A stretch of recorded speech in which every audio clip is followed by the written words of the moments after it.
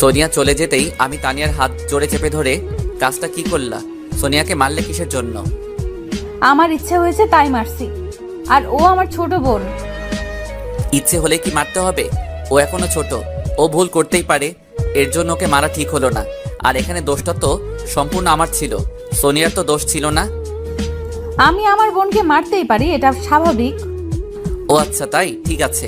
তোমার বোন, তুমি যা কিছু করো। আমার ক্ষুধা লাগছে, তুমি আমাকে খেতে দাও। তানিয়া আমার কথাটা শোনার পরেও ফোন টিপছে। তানিয়া, আমি তোমাকে কিছু একটা বলছি। ওকে, ওয়েট করুন, নিয়ে আসছি। তানিয়া খাবার নিয়ে আসলো, কিন্তু মনে মনে আমার প্রচুর রাগ হচ্ছে তানিয়ার উপর। আমি খাইয়ে দিচ্ছি। আমার হাতে দাও, আমি খেয়ে নিচ্ছি। আমি খাইয়ে দিই।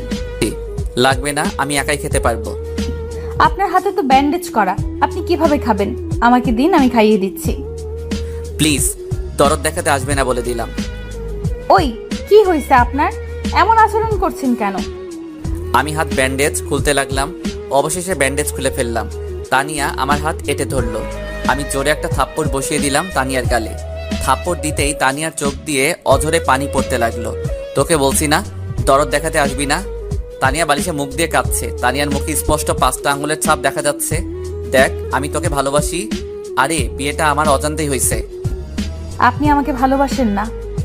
না, আমি তোকে ভালোবাসি না। কিন্তু আমি তো আপনাকে ভালোবাসি।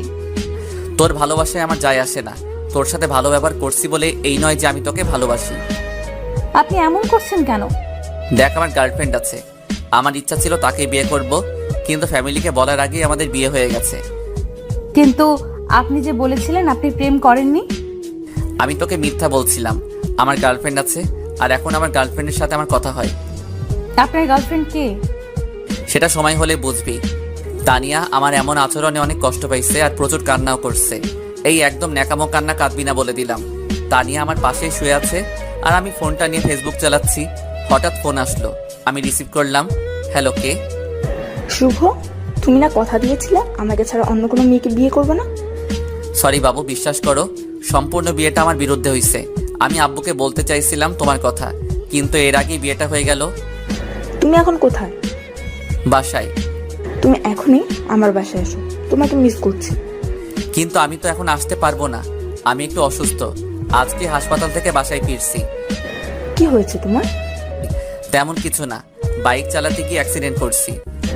বাইক একটু সাবধানে চালাবে তো নাকি? আচ্ছা, আব্বু এসি, এখন ফোন রাখি, সন্ধ্যায় আবার ফোন দিব। আচ্ছা, বাই কলিজা।